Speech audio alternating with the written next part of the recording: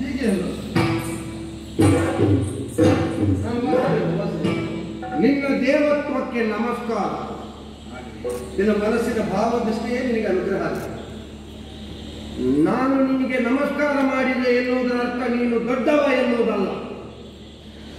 ಪ್ರಪಂಚದಲ್ಲಿರುವವರೆಲ್ಲ ನಿನ್ನನ್ನು ದೇವರು ಅಂತ ಒಪ್ಪಿಕೊಂಡಿದ್ದಾರೆ. ನಾಳೆ ದಾರುಕೇಶ್ವರನವರು ನಮಸ್ಕಾರ ಮಾಡಿ ದಾರುಕೇಶ್ವರನವರು ಅದು ಕೆಲವರಿಗೆಲ್ಲ ಬಂದಿದೆ ಮೊದಲು.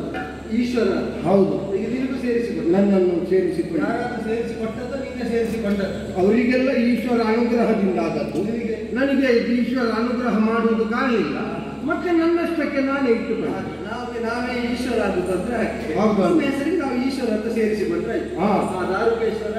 ನಾನು ಒಂದು ವೇಳೆ ನಮಸ್ಕಾರ ಮಾಡದಿದ್ರೆ ನನ್ನನ್ನೇ ಅನುಸರಿಸಿಕೊಂಡು ಹೋಗುವವರು ಏನು ಹೇಳಿಯಾರು, ಆ ದಾರುಕೇಶ್ವರನವರು ಕೈ ಮುಗಿಲಿಲ್ಲ, ಅಷ್ಟು ದೊಡ್ಡ ವ್ಯಕ್ತಿಯ ಕೈ ಮುಗಿಲಿಲ್ಲ ಅಂತಾದ್ರೆ ಕೃಷ್ಣನ ದೇವತ್ವದಲ್ಲಿ ಏನೋ ಕೊರತೆ ವಿಷಯ. ಅದು ನನ್ನ ದೇವತ್ವಕ್ಕೆ ಭಂಗ ಬರಬಾರದೆಂಬ ಉದಾಹರಣೆಯಿಂದ ಕೈ ಮುಗಿದದ್ದು. ನಮಸ್ಕಾರ ಮಾಡಿದ್ದಾರೆ. ನನ್ನ ಬಗ್ಗೆ ಅಷ್ಟು ಕಾಳಜಿ ಅಲ್ಲ, ಬಂದವಷ್ಟು ದೂರಲಿದ್ದೇನೆ. ನಿತ್ಯ ಕರ್ಮಗಳನ್ನೆಲ್ಲ ಪೂರೈಸಬೇಕಾದಂತಹ ಸ್ಥಳದಲ್ಲಿ ಪೂರೈಸಿ ಮತ್ತು ಇಲ್ಲದಿದ್ದವರೆಲ್ಲ ಬೇರೆ ಬೇರೆ ಕಡೆ ಮಾಡಿ ಹಾಗಲ್ಲ. ಹೇಳುವುದಿಲ್ಲ. ನನ್ನ ಮಾತಿನ ಶೈಲಿ ಹಾಗೆ ಅಲ್ಲಿಂದ ಆರಂಭ ಆಗುವುದು. ಅದು ಮಧ್ಯದಲ್ಲಿ ತಪ್ಪಿಸಿದ್ರೆ ಪುನಃ ಅಲ್ಲಿಂದಲೇ ಪ್ರಾರಂಭ ಆಗುತ್ತೆ. ಬೇಡ, ನಿತ್ಯ ಕರ್ಮವನ್ನು ಮಾಡಬೇಕಾದಲ್ಲೇ ಮಾಡಿ ಮಾಡಿ ಇನ್ನೇನು ದ್ವಾರಾವತಿಯನ್ನು ಸೇರಬೇಕು ಎನ್ನುವ ಹಾಗೆ ನನ್ನ ಪ್ರಥಮ ಹೆಜ್ಜೆಯನ್ನು ದ್ವಾರಾವತಿಯ ಒಳಗೆ ಇಡುವ ಕರೆ ಕೇಳಿ. ಅಲ್ಲಿಯ ತಲೆ ಮೇಲೆ ವಾಮನ ಕಾಲಿಡುವಾಗ ಇಷ್ಟೊಂದು ಅಬ್ಬರ ಇವ ಒಂದು ಕಾಲಿಟ್ಟದ್ದು ದ್ವಾರಾವತಿ. ನನ್ನ ಕರೆ ಕೇಳಿ ಕೇಳಿ ಓಡಾಡಿಕೊಂಡು ಬಂದೆ. ಕರೆಸಿದ ಕಾರಣ ಏನು? ಕರೆಸಿದ ಕಾರಣ ಹುಟ್ಟಲಿ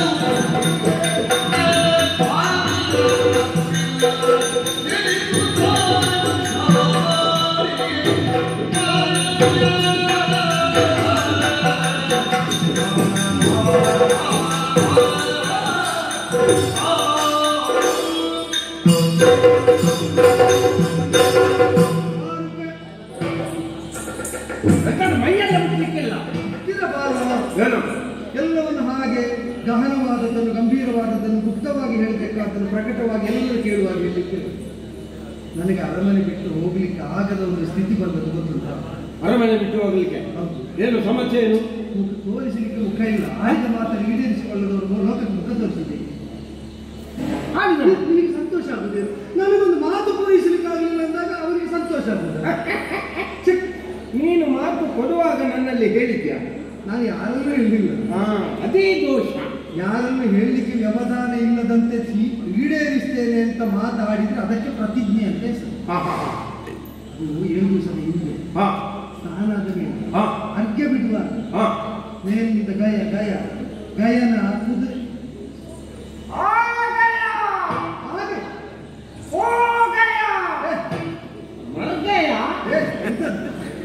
ಎಂತದ ಆಗಯ ಉತ್ತರವಾದಿ ಕನ್ನಡ.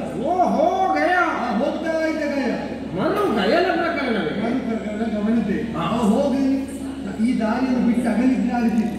ಇತ್ತಿಂದಿತ್ತ ಸಂಚಾರ ಮಾಡಿದ್ದರಿಂದ ಮರಳಿ ಮರುಗಯ ಬಂದದ್ದರಿಂದ ಅವನನ್ನು ಕೊಂದು ಕಳೆಯುತ್ತೇನೆ. ನನ್ನ ಅರ್ಘ್ಯಜನವನ್ನು ಕಳಿಸಿದ್ದಕ್ಕೆ ದಿನ 8ರೊಳಗೆ ಅಂತ ಪ್ರತಿಜ್ಞೆ. ನನ್ನ ಮನಸ್ಸಿಗೆ ಗೊತ್ತಿದ್ದರೆ ನೀರು ಒಪ್ಪಿದೆ. ಆದರೆ ಯಾರ ಹೊರೆ ಹುಟ್ಟರು ದಿನ 8ರೊಳಗಾಗಿ ಕೊಲ್ಲುತ್ತೇನೆ ಅಂತ ಹೇಳಿದ್ದೇನೆ. ಯಾರನ್ನು ಕಾಡಿದ್ರು ಬಿಡಿ, ನಿನ್ನಲ್ಲಿ ಬಂದು ನೀನು ನನ್ನ ಆಪ್ತ ನಿನ್ನಲ್ಲಿ ಇರಲಿಕ್ಕೆ ಕೈಲಾಸದ ತನಕ ಹೋದ. ಎಲ್ಲಿಯೂ ಸಿಕ್ಕದಿದ್ದಾನೆ. ಕಾಮ್ಯಕವನಕ್ಕೆ ಹೋದ. ಅರ್ಜುನ ಅಭಯ ಕೊಟ್ಟ. ನಿನ್ನ ಮಿತ್ರ ಅರ್ಜುನ ಅದಕ್ಕೆ ಆಗುವಾಗ ನನ್ನ ಮಿತ್ರ. ನಿನ್ನ ಮಿತ್ರವೂ ಈಗ ನಿನಗೆ ತಂಗಿಯನ್ನು ಕೊಡುವಾಗ ಗೊತ್ತಿರಲಿಲ್ಲ. ಮತ್ತೆ ಭಾವನೂ ಹೌದು. ನಿನಗೆ ಹೇಳುವಾಗ ನಿನ್ನ ಸಂಬಂಧ ಉಲ್ಲೇಖಿಸಿ. ನನಗೆ ಮಿತ್ರ ಆಗಲಿ, ನಿನಗೆ ಸಂಬಂಧ. ಹೌದೌದು, ನನಗೆ ಮಿತ್ರನು ಹೌದು, ಭಾವನು ಹೌದು, ಎಲ್ಲ ಆಗಿದ್ದವನು. ಅವನೇ ಈಗ ಬೆನ್ನಿನಿಂದ ಬಂದು ಹೊಡೆಯುವಂತೆ ಭರವಸೆ ಕೊಟ್ಟು ಬದುಕಿಸ್ತೇನೆ ಅಂತ ಆಡಿದ. ಈಗ ಹೊಡೆಯುವನು ಊರು ಗೀತೆಗಳು ಆಗಬೇಕು, ನಿಮಗೆ ಆಗಬೇಕು. ಅದಕ್ಕೆ ಹೇಳುದು, ನಮ್ಮಂತವರ ಈ ಹಿತ್ತಲ ಗಿಡ ಉಂಟಲ್ಲ, ಹಿತ್ತಲ ಗಿಡ ಅಲ್ವ, ಹಿತ್ತಲ ಗಿಡ. ಅದೇ ಹಿತ್ತಲ ಗಿಡ. ನೀವು ಯಾರ್ಯಾರತ್ತ ಯಾವ್ಯಾವುದೋ ಭಾಷೆಯಲ್ಲಿ ಮಾತಾಡಿ ಇಲ್ಲಿ ಬರುವಾಗ ಭಾಷೆ ಕಿತ್ತವನಾಗ ಮಾತಾಡ್ತೀವಿ. ಹಿತ್ತಲ ಗಿಡ ಮದ್ದಲ್ಲ ಅಂತ ಹೇಳಿದ್ರೆ ಅದಕ್ಕೆ.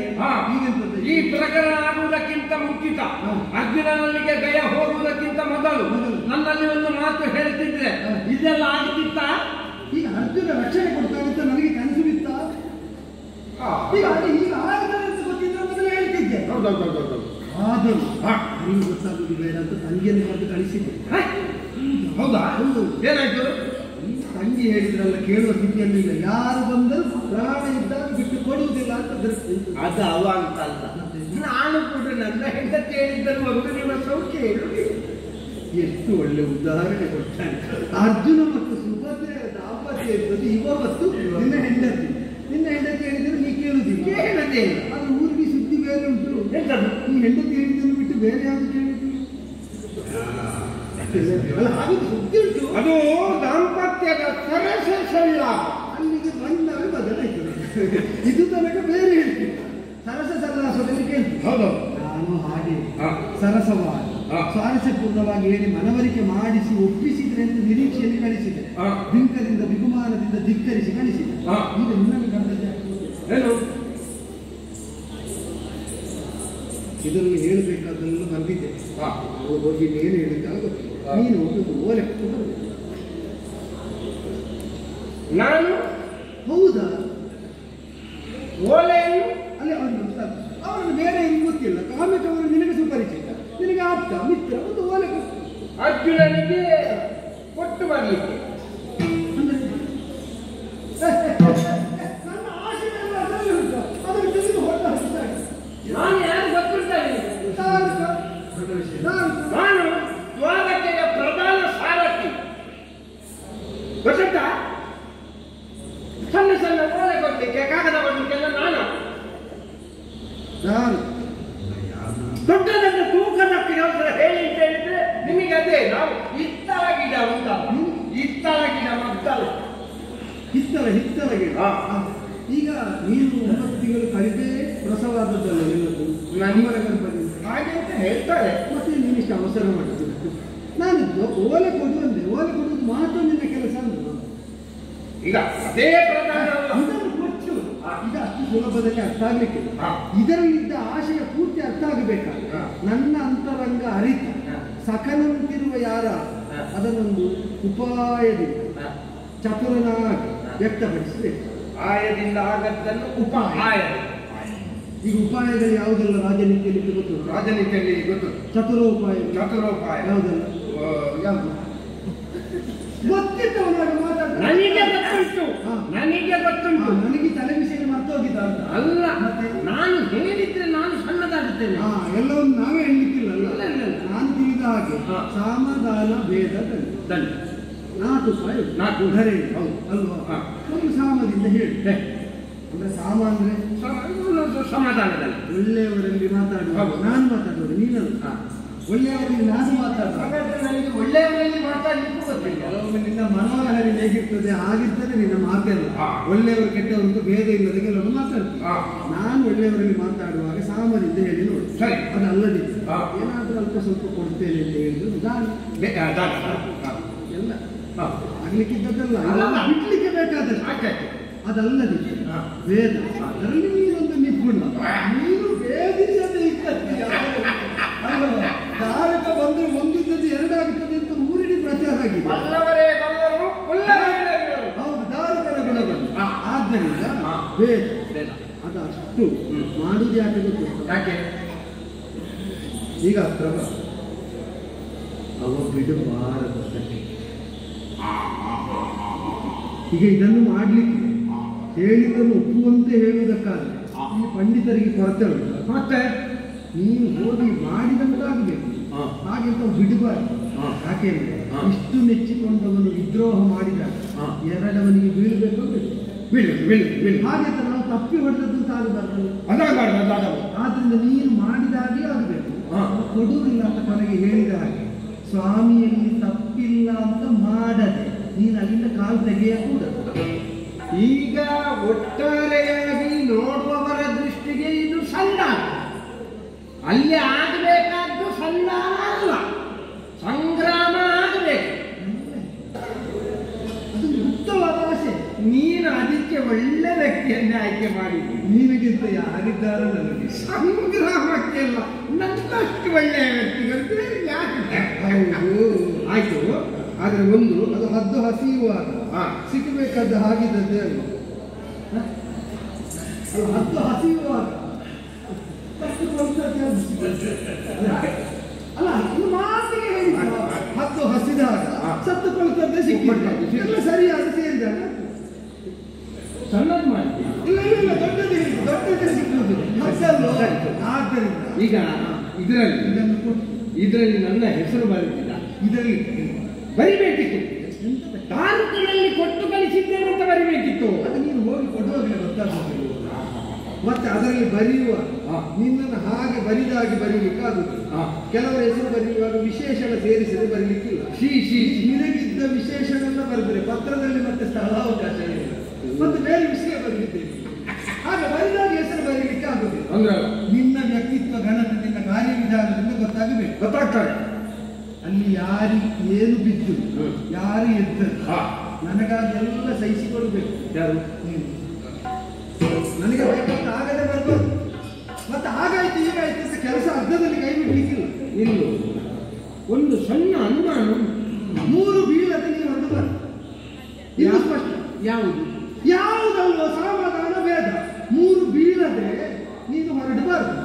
ಮತ್ತೆ ನಿನ್ನಲ್ಲಿ ನಿನಗೆ 3 ಬೀಳದೆ ನಿನ್ನಲ್ಲಿದ್ದ 3 ರೂಪಾಯಿ ಬೀಳದೆ ನೀವು ಹೊರಡಬಾರ್ದು. ನಾನು ಹೇಳಿಕೆ ನಾನು ಇರುವುದಿಲ್ಲ. ಜೊತೆಗೆ ಏನು ಆಲೋಚನೆ ಮಾಡಬೇಡ. ಎಷ್ಟು ದಿವಸ ಆಯ್ತು ಊಟ ಮಾಡಿದ್ರೆ? ಎಷ್ಟು ದಿವಸ ಆಯ್ತು? ನಾಳೆ ಸಂಜೆ ಒಳಗೆ ಆಗಬೇಕು, ಬಿರಂಟಿನೊಳಗೆ. ಹೌದಲ್ಲ? ಅದು ಆಗದ ಊಟ ಇಲ್ಲ. ನಿದ್ದೆ ಮಾಡಿದ್ಯಾ? ಎಲ್ಲಿಂದ ಬಿದ್ದರೆ ಕಣ್ಣು ಮುಚ್ಚಿದ್ರೆ ಪ್ರಾರ್ಥನೆ ಕಾಣ್ತಾನೆ. ಸ್ನಾನ ಮಾಡಿದ್ಯಾ? ಎಲ್ಲಿಂದ ಸ್ನಾನ? ಹೋಗು, ಸ್ನಾನ ಮಾಡಿ ಹೋಗು. ಹೋಗು, ನಿನ್ನ ಸ್ನಾನ ಮಾಡಿ ಹೋಗು. ಬೇಗ ಸ್ನಾನ. ನೀನು ಬಹುಶಃ ಬಂದ ಮೇಲೆ ಆಗ್ತದೆ. ಇದು ಆಗುತ್ತದೆ, ಇದು ಆಗುತ್ತದೆ. ಆಗಿ ಮತ್ತೆ ನಾನು ಎಣ್ಣೆ ಹಾಕ್ತೇನೆ, ನೀನು ಈಗ ನಾನು ಎಣ್ಣೆ ಹಾಕಿ ಇವತ್ತೆ ನಿಲ್ಲಿಸಿದ್ದಾಗ್ತದೆ. ಸರಿ, ನೀನು ಬಂದ ಮೇಲೆ ಇಲ್ಲಿ ಪರಿಚಾರಕರು ನಿನಗೆ ಸರಿ ತಿಕ್ಕುವುದಕ್ಕಿದ್ದವರನ್ನು ನಾನು ಸಿದ್ಧ ಮಾಡಿ ಅಭ್ಯಂಗ ಸ್ಥಾನಕ್ಕೆ ಅಭ್ಯಂಗಕ್ಕೆ ತಿಕ್ಕುವುದಿಲ್ಲ. ಎಣ್ಣೆ ಹಾಕಿದ್ರೆ ತಿಕ್ಕಬೇಡುವ. ಅಭ್ಯಂಗ ಅಂದ್ರೆ ತೈಲ ಅದು ಗಂಭೀರ ಕಾರ್ಯ ಮಾಡಿದವನಿಗೆ ಒಂದು ರಾಜ ಮರ್ಯಾದೆ. ರಾಜರಿಗೆ ಎಣ್ಣೆ ತಿಕ್ಕಲಿಕ್ಕೆ ಆಗುದಿಲ್ಲ ಅಂತ ಜಗತ್ತಿಗೆ ಅವರು ಎದ್ದರು ಬಿದ್ದರು ಎಲ್ಲ ದೊಡ್ಡ ದೊಡ್ಡ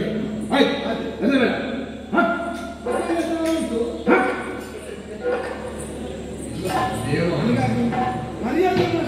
ಆಯ್ತು, ನಾನು ಇದ್ದೇನಲ್ಲ, ನಾನು ಇದ್ದೇನೆ. ನೀನೀಗ ಮಾತಾಡಿದ್ರೆ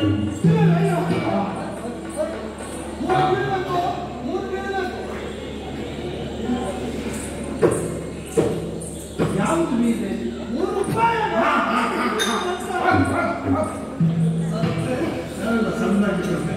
ಗೊತ್ತಾಯ್ತಾ? ನೋಡಿದ್ದೀರಾ? ಇವುಗಳಿಗೆಲ್ಲ ನಮ್ಮ ಬೆಲೆ ಗೊತ್ತಾಗುವುದು ನೋಡಿ ಇಂಥ ಸಂದರ್ಭದಲ್ಲಿ. ಇಷ್ಟರವರೆಗೆ ಹಿಂದಿನಿಂದ ಅವ ಕೂಡ ಹೇಳ್ತಾ ಇದ್ದ, ಅವ ದಾರುಕ ಗಾಡಿ ಒಯ್ಯುವ ಅಂತ. ಇವತ್ತು ಗೊತ್ತಾಯ್ತಲ್ಲ? ಹೇಳ್ಬೋದಾ? ಮತ್ತೆ ಇರ್ಲಿ, ಯಾವುದು ಅದೇ ವಿಷಯ ಅದೇ. ಸ್ವಾಮಿ, ನಾನು ಹೇಗೆ ಹೋಗುತ್ತೇನೆ, ಹೇಗೆ ಬರ್ತೇನೆ, ನಿರೀಕ್ಷೆಯಲ್ಲಿ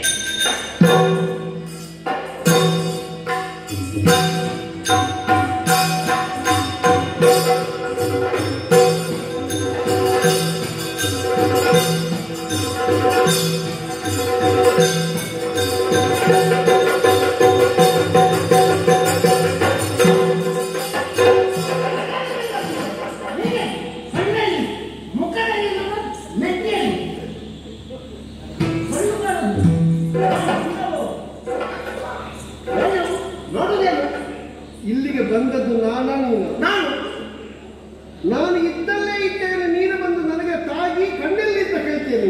ಆನೆ ಕಾಡಿನಲ್ಲಿ ನಡೆಯುವಾಗ ಇರುವೆಗಳೆಲ್ಲ ಎದ್ದು ಬದಿಗೆ ಹೋಗ್ಬೇಕು. ನಿನ್ನ ಯಥಾರ್ಥ ಹೇಳು. ಆನೆ ಇರುವೆಗೆ ಹೆದರ್ತಾನೋ ಇಲ್ವಾ? ಆನೆ ಇರುವೆಗೆ ಹೆದರುದಿಲ್ಲ. ಮತ್ತೆ ಯಾಕೆ ಮಲಗುವಾಗ ಸೊಂಡಿಲನ್ನು ಬಾಯಲ್ಲಿ ಇಟ್ಕೊಂಡು ಮಲಗುದು? ಅದು ಅದಕ್ಕೆ ಸಣ್ಣದಿನಿಂದ ಬೆರಳು ಚೀಪು ಅಭ್ಯಾಸ ಇದೆ. ಅದು ನಿನ್ನ ಅಪ್ಪ ಸಾಕಿದ ಆನೆ. ಅದು ಹಾಗೆ ಬೆರಳು ಚೀಪು. ಸೊಂಡಿಲು ಅಂತ ಹೇಳಿದ್ರೆ ಬೆರಳ. ನಾನೀಗ ಅದಕ್ಕೆ ಬಂದದ್ದ.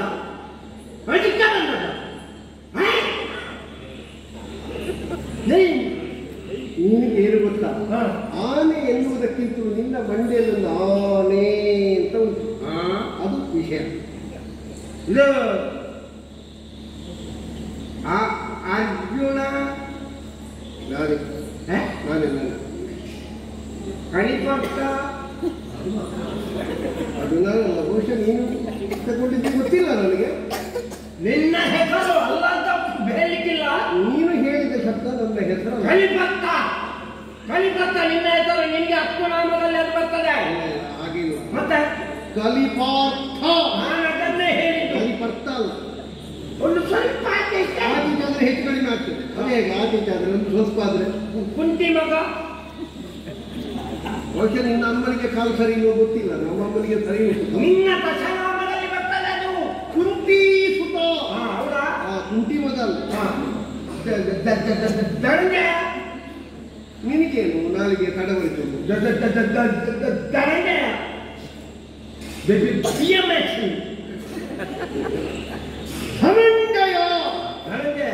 ಬಿಭತ್ಸು.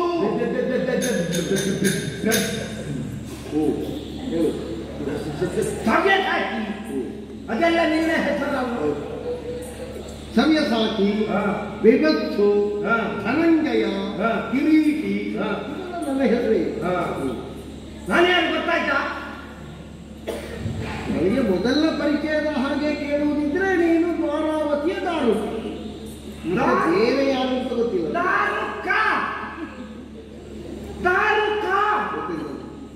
ದಾರುಕೇಶ್ವರನವರು. ಅದು ಗೊತ್ತಿಲ್ಲ ನನಗೆ. ನಿನ್ನ ನಿಜವಾದ ಹೆಸರು ಏನು ಕೇಳಿದ್ರೆ ದಾರು ಅಂತ ನಿನ್ನ ಹೆಸರು. ನಿನ್ನ ಹೆಸರು ದಾರು. ದಾರು ಕಾ ಪ್ರತ್ಯಯ ಬರ್ತದಲ್ಲ, ಇಂಥವರು ಎನ್ನುವುದಕ್ಕೆ ಕಾ ಪ್ರತ್ಯಯ ಬರುವುದು. ಆಗ ದಾರುಕ ಅಂತ ಆಗ್ತದೆ.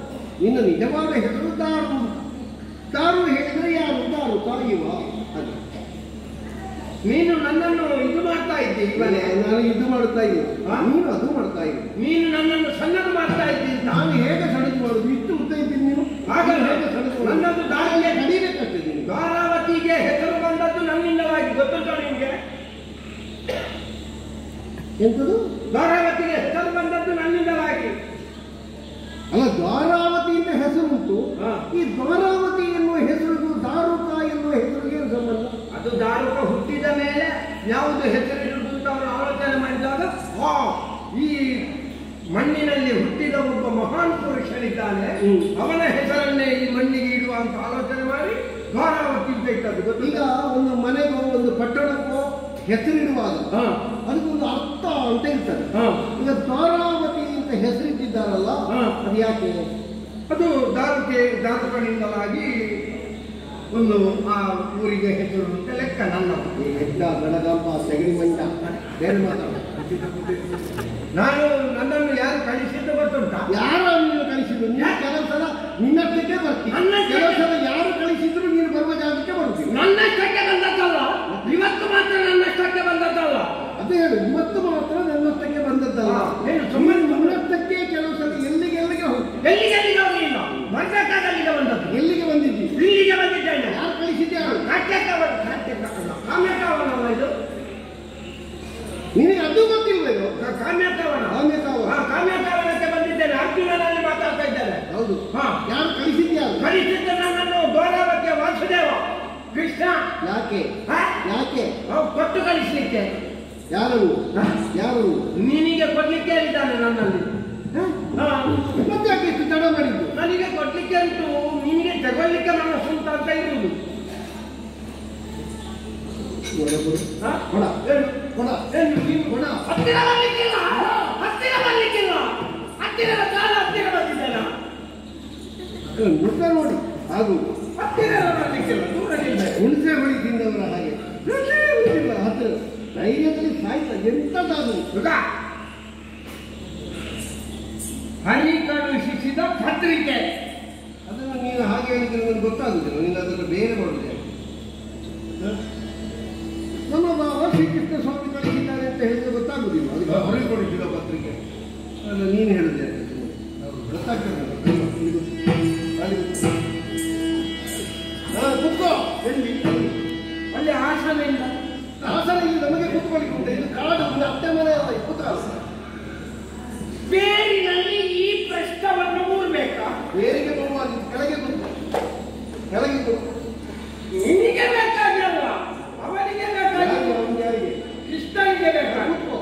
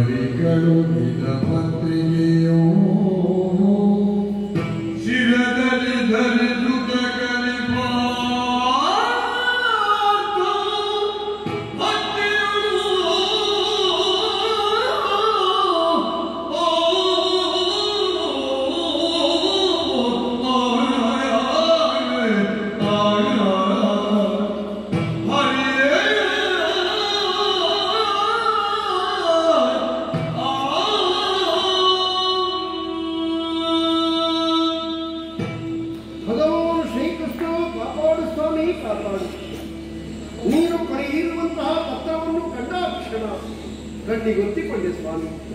ಇದು ತಲೆಯ ಮೇಲೆ ಧರಿಸಿದ್ದೇನೆ, ಇದು ನನಗೆ ಮಹೋಪ್ರಸಾದ ಕೊಟ್ಟು ಕಳಿಸಿದ್ದೇನೆ. ನನಗೊಂದು ಪ್ರಸಾದವನ್ನೇ ಕೊಟ್ಟಿದ್ದೀ ಅಂತ ಅರ್ಥ ಮಾಡಿಕೊಂಡಿದ್ದೀನಿ. ಪ್ರಭು ಹಿರಿಯರಾದಂತಹ ಗಮ್ಯವಾದಿ ಮಹರ್ಷಿಗಳೆಲ್ಲ ಕೇಳುವ ಹಾಗೆ ಎತ್ತರವಾದಂತಹ ಕೊಡುಗಳನ್ನು ಏರಿ ನಿಂತಿದ್ದೇನೆ. ಅವರೆಲ್ಲ ಕೇಳುವ ಹಾಗೆ ವಾಚಿದ್ದೇನೆ.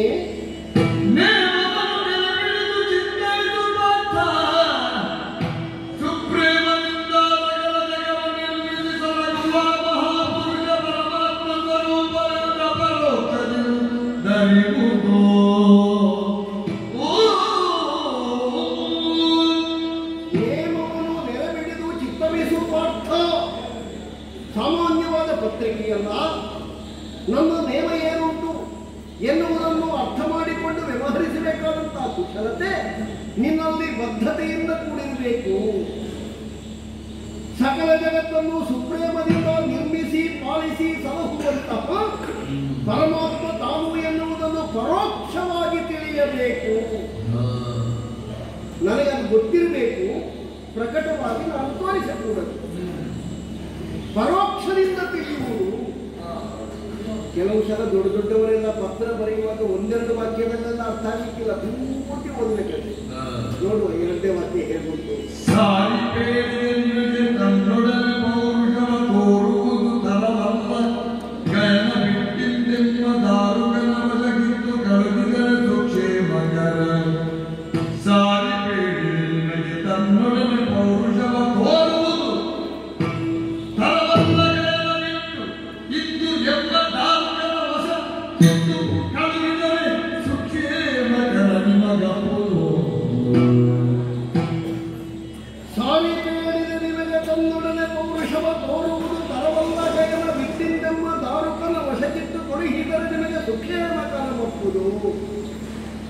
ಎಲ್ಲಿಯೂ ವಿರಾಮ ಇಲ್ಲ. ಇದು ಎಲ್ಲಿಗೆ ವಿರಾಮ ತೆಗೆದುಕೊಳ್ಳುವ ನೋಡು. ಸಾರಿ ಬೇರಿದೆ ನಿಮಗೆ ತನ್ನೊಡನೆ ಪೌರುಷವ ತೋರುವುದು ತರವಲ್ಲ. ಇದು ಸಂಧಿಗೆ ಸೇರ್ತದೆ. ಗಯನ ಬಿಟ್ಟಿಂದೆಂಬ ದಾರುಕನ ವಶಕ್ಕಿತ್ತು ಕಳುಹಿದರೆ ನಿಮಗೆ ಸುಕ್ಷೇಮ ತಲಮಪ್ಪುದು.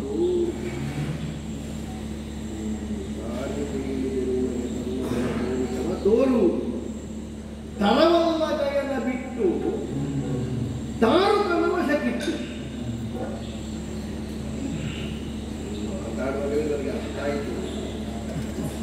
ಅಲ್ಲಿ ಬಹುಶಃ ಅಲ್ಲಿ ಏನು ಮಾಡ್ಲಿಕ್ಕೆ ಆಗುದಿಲ್ಲಲ್ಲ. ಈ ಮನೆ ಮಕ್ಕಳು ಹೆಚ್ಚು ಗಲಾಟೆ ಮಾಡಿದ್ರೆ ಮನೆಯವರು ಹೊಡೆಯುವುದಲ್ಲ, ಮತ್ತೆ ಯಾರಾದ್ರೂ ಊರಿನವರು ಹೊಡಿತಾರೆ, ಅದು ಬಿಡು. ಮತ್ತೆ ಊರಿನವರಿಂದ ತಿಂದ್ರೆ ಅವರು ಸರಿಯಾಗ ಮತ್ತೇನಂತೆ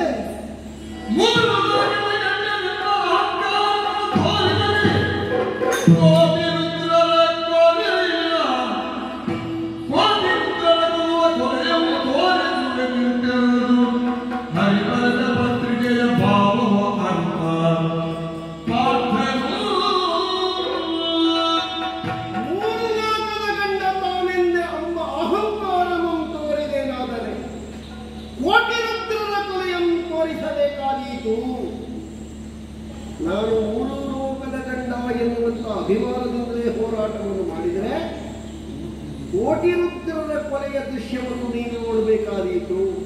ಅದರ ಅರ್ಥ ಏನು? ವಿಶ್ವವಿರಾಟ್ ಸ್ವರೂಪ ಭಗವಂತನ ಭವ್ಯವಾದ ಲೀಲಾ ತತ್ವವನ್ನು ತಿಳಿಯುವುದಕ್ಕೆ ಸಾಧ್ಯವಾಗ್ತದೆ ಅಂತ ಬಂದದ್ದು. ಅದು ಯಾಕಂದ್ರೆ ಅವನ ಭಾಷೆ ಸಾಧಾರಣ ಎಲ್ಲರಿಗೂ ಅರ್ಥ ಆಗಲಿಕ್ಕಿಲ್ಲ. ಅವ ಮಾತಾಡುವಾಗ ಸಾಧಾರಣ ಅವರಷ್ಟು ಕಲಿಯದೇ ಇದ್ರು ಸ್ವಲ್ಪ ಕಲಿಯದಿದ್ರೆ ಅವ ಮಾತಾಡೋದು ಅರ್ಥ ಆಗಲಿಕ್ಕಿಲ್ಲ.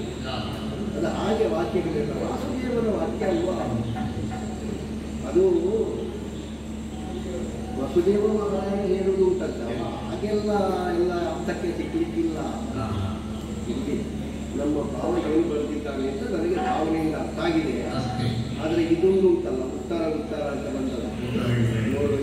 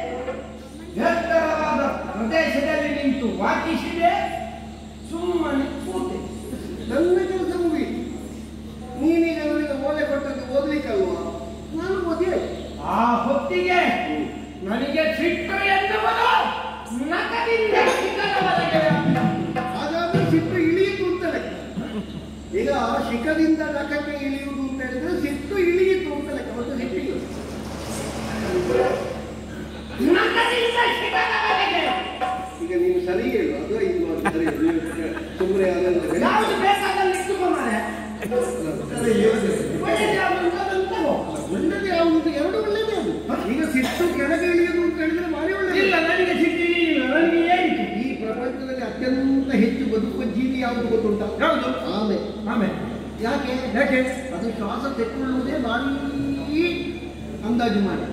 ಅಂದ್ರೆ ತುಂಬಾ ಉದ್ವೇಗ ತೆಕ್ಕೊಂಡು ನಾಯಿ ನೋಡಿದ್ದೆ ನೀನು? ನಾಯಿ ನೋಡಿದ್ಯಾ ನೀನು? ನನ್ನಲ್ಲಿ ನಾಯಿಯ ವಿಷಯ ಯಾಕೆ ಮಾತಾಡುದು? ಅದು ಹೆಚ್ಚು ಉದ್ವೇಗ ತೆಕ್ಕೊಂಡು ಶ್ವಾಸ ತೆಕ್ಕೊಳ್ತೇವೆ, ಅದು ತುಂಬಾ ಬದುಕುವುದಿಲ್ಲ ಅಂತ. ಹಾಗೆ ಕೋಪ ಹೆಚ್ಚು ಬಂದವರು ಹೆಚ್ಚು ಬದುಕುವುದಿಲ್ಲ. ಹಾಗಾದ್ರೆ ನಾನು ನಾಯಿಯ ಹಾಗೆ ಅಲ್ವಾ ಹೇಳ್ತಿದ್ದಾರೆ? ಒಂದು ಉಪಮಾಲಂಕಾರ ಹೇಳಿ. ನಿನಗೆ ಉಪಮೆಗೆ ಬೇರೆ ದೊಡ್ಡ ದೊಡ್ಡ ಪ್ರಾಣಿಗಳನ್ನು ತಗೊಂಡು ನಾನು ಹೇಳಿಲ್ವಾ? ಆಮೇಲೆ ದೊಡ್ಡ ಪ್ರಾಣಿ, ಸಣ್ಣ ಸಣ್ಣಗಳು. ಅವತಾರ, ಭಗವಂತನ ಅವತಾರ. ಭಗವಂತನ ಅದು ಗೊತ್ತಿಲ್ವ ನಿಮಗೆ? ಅದು ಗೊತ್ತುಂಟು. ನನಗೆಲ್ಲ ಕಲಿಸ್ಲಿಕ್ಕೆ ಪುರಾಣ ಎಲ್ಲ ಕಲಿಸ್ಲಿಕ್ಕೆ ಬರ್ತೇವೆ. ನಾನು ಓದಿದ ಪುರಾಣ ಎಷ್ಟುಂಟು ಗೊತ್ತುಂಟ?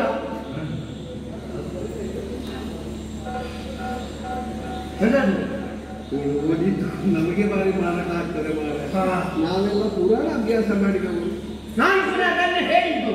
ಅದು ಉದ್ವೇಗದಲ್ಲಿ ವಾಕ್ಯಗಳಲ್ಲಿ ವ್ಯತ್ಯಾಸಗಳು. ವಾಕ್ಯ ಸರಿ ಉಂಟು, ಅಕ್ಷರ ಏನು ಸ್ವಲ್ಪ ಪುರಾಣ ಎನ್ನುವ ಪೂ ಅಕ್ಷರ ಹೋಗಿ ಹೂ ಆಯ್ತಲ್ಲ ಮಾರ. ಏನು ಮಾಡುದು? ಅದು ನನಗೆ ಸಿಟ್ಟಿನಲ್ಲಿ ಹಾಗೆ ಸಿಟ್ಟು ಹೆಚ್ಚಾದ್ರೆ ಮತ್ತೆ ಶಬ್ದಗಳ ವ್ಯತ್ಯಾಸ. ಸಿಟ್ಟಿನಲ್ಲಿ ಮನೆಯಲ್ಲಿ ಹೀಗೆ ಆಗ್ತದೆ. ಮನೆಯಲ್ಲಿ ಮನೆಯಲ್ಲಿ ಹೇಗೆ ಹೀಗಾಗುದು? ಮನೆಯಲ್ಲಿ ಹೀಗೆ ಸಿಟ್ಟಿನಲ್ಲಿ ಆಗ್ತದೆ. ಅದಲ್ಲ, ನೀನೀಗ ಸುಮ್ಮನೆ ನಿಂತಿದ್ಯಲ್ಲ. ಯಾರೋ ಹೇಳಿದ್ರು ಏನು? ದಾರು ಕಲಿತು ಮನೆಯಲ್ಲಿ ಸುದ್ದಿ ಇಲ್ಲ. ಯಾರೇನಿದ್ದು ಮನೆಯಲ್ಲಿ ಸುದ್ದಿ ಇಲ್ಲ. ಯಾರೇನಿದ್ದು ಮನೆಯಲ್ಲಿ ಸುದ್ದಿ ಇಲ್ಲ ಅಂತ ನಮ್ಮ ಬದಿ ಮನೆಯವರೆಲ್ಲ ಹೇಳ್ತಾರಪ್ಪ, ದಾರು ಕಲಿತು ಮನೆಯಲ್ಲಿ ಸುದ್ದಿ. ಅಪ್ಪನಿಗೆ ಹುಟ್ಟಿದವ ನನ್ನ ಎದುರಿಗೆ ಬಂದು ಹೇಳಿ ಯಾರೇನಿದ್ದು ಸುದ್ದಿ ಇಲ್ಲ ಅಂತ. ನಾನು ಅದರಲ್ಲೆಲ್ಲ ಸಮಜಿಯಲ್ಲ, ಹೆಸರು ಮೇಲೆ ಬಿಟ್ಟಿರ್ತಾನೆ. ಬಿಟ್ಟು ಬೀಳ್ತದಂತೆ. ಕೇಳದೆ ಹೊತ್ತಿಗೆ ಸರಿಯಾಗಿ ಮನೆಗೆ ಹೋಗದೆ ಇದ್ರೆ ಹೊತ್ತಿಗೆ ಕುಡಿಯುವಾಗ ಬೀಳದ ಬೆತ್ತು ಸುತ್ತಿ ಅಷ್ಟೇ. ಈಗ ಅದರ ಅಗತ್ಯ ನನ್ನ ಸಂಸಾರದ ಅಗತ್ಯ. ಹೌದಾ? ಎತ್ತಿ ಓದಿನಿ, ಸುಮ್ಮನೆ ಸುತ್ತಲ್ಲ, ಆದ್ದರಿಂದ ಸಿಕ್ಕ ಬಂತು. ಈಗ ಸುಮ್ಮನೆ ಕೂತದ್ರಲ್ಲಿ ನಾನೇನು ನಿನಗೆ ಹೊಡ್ತಿದ್ದೇನೆ? ಹೊಡ್ಲಿಲ್ಲ. ಈಗ ನಾನು ಸುಮ್ಮನೆ ಕೂತರೆ ನಿನಗೆ ಸಿಟ್ಟಿ ಹಾಕಬಹುದು. ಮಂತ್ರಕ್ಕೆ ಉತ್ತರ ಕೊಟ್ಟಿದ್ದ. ಉತ್ತರ ಆಗ್ಬೇಕಲ್ಲ. ಉತ್ತರ ಕೊಡುವುದು ಎಲ್ಲಿಂದ? ಅದರಲ್ಲಿ ಬರೀಲಿಲ್ಲ ಉತ್ತರ ಕೊಡಬೇಕು ಅಂತ. ಉತ್ತರ ಎಲ್ಲಿಂದ ಕೊಡುವುದು ಅಂತ ಬೇಕಲ್ಲ. ಅಂದ್ರೆ ಉತ್ತರ ಕೊಡುವಂತಕ್ಕೆ ಒಂದು ನೈತಿಕತೆ ಅನ್ನೋದು ಬೇಕು. ನಿನಗುಂಟ ನೈತಿಕತೆ ಇಲ್ವಾ? ನಿನಗೆ ನಿನ್ನ ಪರಾಕ್ರಮವನ್ನು ಮೆಚ್ಚಿ ದೇವತೆಗಳು 10 ನಾಮವನ್ನು ಕೊಟ್ಟಿದ್ದಾರಲ್ಲ, ಅದು ಸಾಕಾಗುವುದಿಲ್ಲ. ನಿನಗೆ ನನ್ನ ಲೆಕ್ಕದಲ್ಲಿ 3 ಉಂಟು. ಎಂತದ್ದು 3? ನಾಚಿಕೆಟ್ಟವ. ಅದು ಬಿರುದ. ಹೌದು, ನಾಚಿಕೆಟ್ಟವ. ನೋಡು, ನಾನು ಯಾವುದನ್ನು ಸಹಿಸ್ತೇನೆ. ಅರ್ಥ ಇಲ್ಲದೆ ಇರುವ ಅನರ್ಥ ಶಬ್ದ ಪ್ರಯೋಗವನ್ನು ನಾನು ಸಹಿಸುವುದಿಲ್ಲ. ನನ್ನನ್ನು ನಾಚಿಕೆಟ್ಟವ ಅಂತ ಹೇಳಿದೆಯಲ್ಲ ನೀನು. ಅದು ಹೇಗೆ ಹೇಳಿದೆ? ಯಾವ ನೈತಿಕತೆಯಲ್ಲಿ ಹೇಳಿದೆ? ಮನೆಯಲ್ಲಿ ನಾಚಿಕೆ ಬಿಟ್ಟಿದ್ದೇನೆ. ಅರ್ಜುನ, ಏನು ನೀನು ಸ್ವಲ್ಪ ಸಿಟ್ಟು ಮಾಡಿಕೊಳ್ಬೇಡ. ಸಿಟ್ಟು ಬರಲಿಲ್ಲ. ನನ್ನ ಮಾತನ್ನು ಸರಿಯಾಗಿ ಅರ್ಥ ಮಾಡಿಕೊ. ನಾನು ಅರ್ಥ ಇಲ್ಲದ ಅರ್ಥ ಮಾತಾಡುವುದಿಲ್ಲ.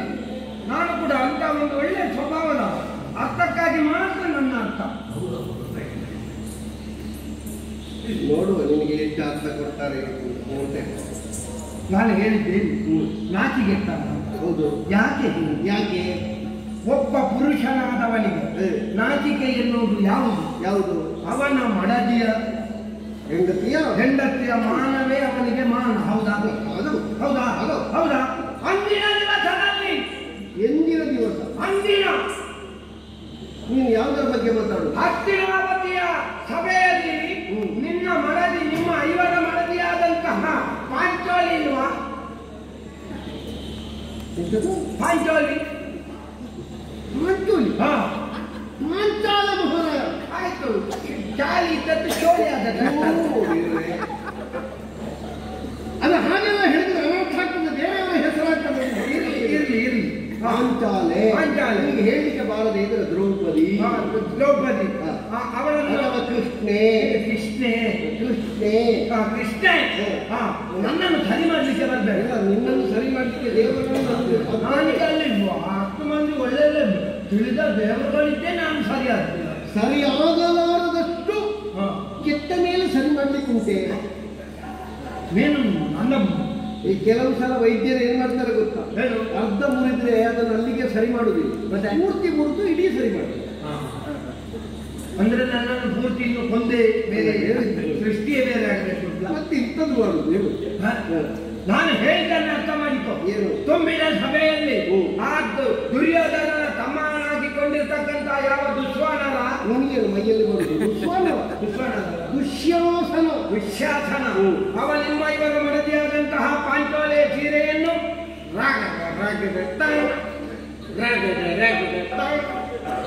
ಸೀರೆ ಇದ್ದದ್ದು ಎಲ್ಲ ಮುಮ್ಮೇಳ ಹಿಮ್ಮೇಳೆಲ್ಲ ನಿಂದೆ. ನನ್ನದು ಮತ್ತೆ ಏಕಪತ್ರ ಆಗಿಲ್ಲ. ಮತ್ತೆ ಬೇರೆ ಯಾರು ಸ್ಪಂದಿಸುವುದಿಲ್ಲ. ಎಂತದ್ದು ಸ್ಪಂದಿಸುವುದಿಲ್ಲ? ನಿನಗೆಲ್ಲ ಸ್ಪಂದಿಸಿ ಆಯ್ತಾ?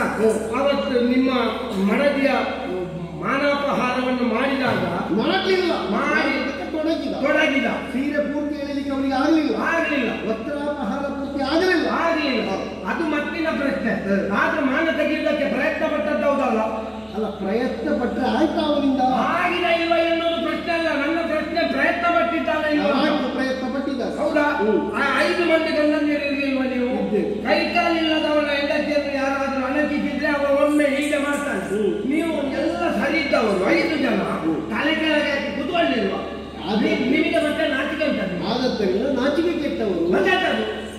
ನಿನ್ನಂತ ಅವಿವೇಕಿಗೆ ಕಾಣುವುದು. ಅಣ್ಣನಾದಂತಹ ಧರ್ಮಪ್ರಭುವಿನ ಧರ್ಮಸೂತ್ರಕ್ಕೆ ನಿಬದ್ಧರಾದ ನಾವುಗಳು ಸುಮ್ಮನೆ ಕೂತಿದ್ದೇವೆ ಬಿಟ್ಟರೆ ಬೇರೆಯವಲ್ಲ. ಆ ಸಭೆಯಲ್ಲಿ ನಮ್ಮಣ್ಣನಾದ ಭೀಮಸೇನ ಎದ್ದು ಏನು ಆರ್ಭಟ ಕೊಟ್ಟ. ಆದ್ರೆ ಧರ್ಮರಾಯ ಕನಸನ್ನ ಮಾಡಿದ. ನಾನು ಹೇಳಿದೆ ಅಣ್ಣನ ಧರ್ಮ ಮತ್ತೆ ಭೀಮಸೇನ ತಣ್ಣಗಾದ ಬಿಟ್ರೆ ಇಲ್ಲದಿದ್ದರೆ ಆ ಹೊತ್ತಿಗೆ ಕೌರವರ ಹೇಳ ಹೆಸರಿಲ್ಲ. ಅದು ನಾಚಿಕೆ ಕೆಟ್ಟಲ್ವ. ಕೆಲವೆಲ್ಲ ಧರ್ಮ ಸಂಕಟ ಅಂತ ಇರ್ತದೆ. ಧರ್ಮ ಅಲ್ಲ, ಅವರ ಕರ್ಮ. ಅವನನ್ನು ಜೂತ ಆಡ್ಲಿಕ್ಕೆ ಯಾರು ಹೇಳಿದ್ದು? ಬೇಡದ್ದು ಮಾಡಿದ್ದವ.